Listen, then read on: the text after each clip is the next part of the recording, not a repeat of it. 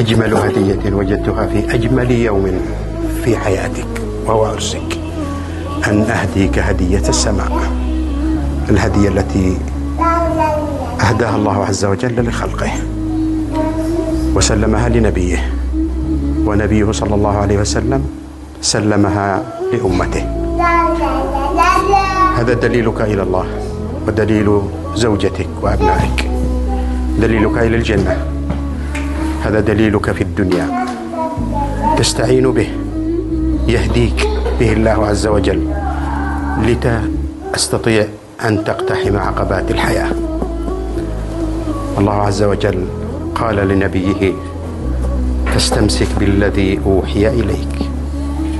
وأنا أقول لك يا ولدي: فاستمسك بالذي أهديته إليك، إنه كتاب الله عز وجل.